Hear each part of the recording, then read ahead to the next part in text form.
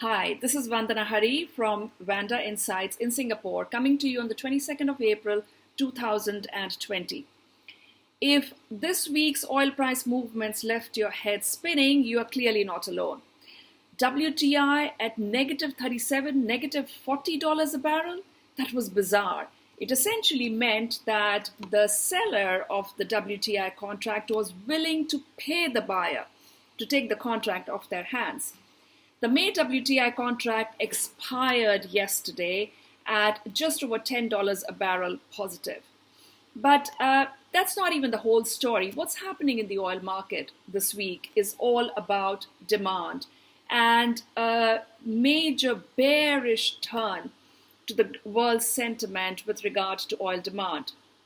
It started over the weekend with governors of the several US states that are quite badly hit in this pandemic, expressing their concerns and saying they were very uncertain on how to ease the lockdowns, how and when they could do so.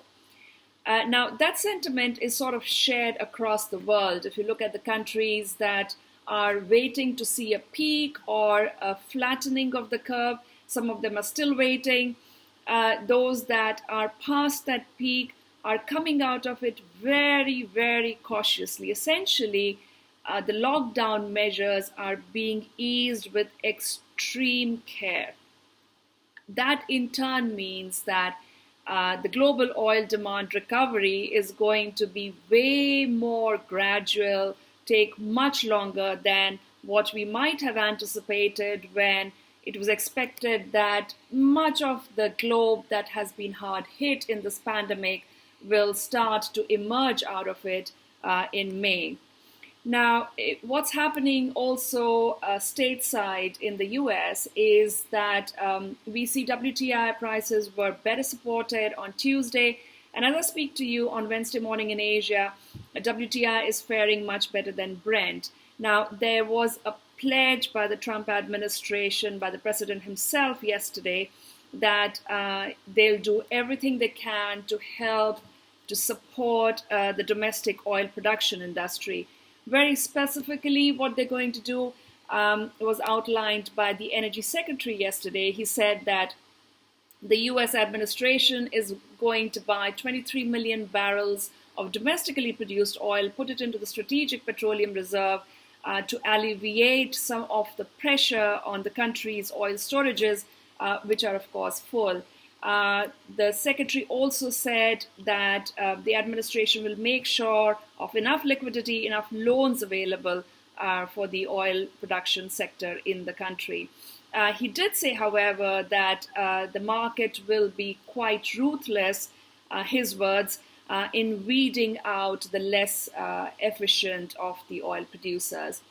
Elsewhere, the Texas Railroad Commission, which is the energy sector regulator of Texas, one of the biggest oil producing states in the US, postponed quite a controversial hearing that was scheduled for yesterday to decide whether to mandate, whether to enforce cuts on the oil producers. So essentially, the commissioners in the regulator said that they wanted the state's attorney general to weigh in on the legality of enforcing such cuts.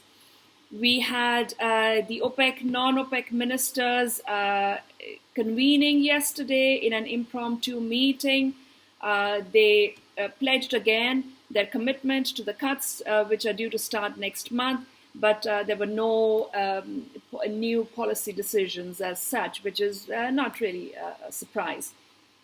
Meanwhile, closer to home here in Singapore, the big story has been the downfall, the bankruptcy of a major established player, Hin Leong, which has suffered nearly $800 million of losses. Now, the latest on that we're hearing is that banks are becoming extremely cautious on trade finance, on commodity finance. And it's important to keep an eye on this one, and we certainly will, because if you look at the so-called contango traders picking up the surplus barrels of oil from the market, putting them into storage on oil tankers at sea, this sort of trade depends on financing from the bank. So if this kind of financing is going to dry up, we might see the floating storage as a sort of safety valve also starting to disappear from this oil market. That's it for now. I'll be back with you to discuss more of the developments in the oil markets as we go along. Stay tuned. Thank you very much.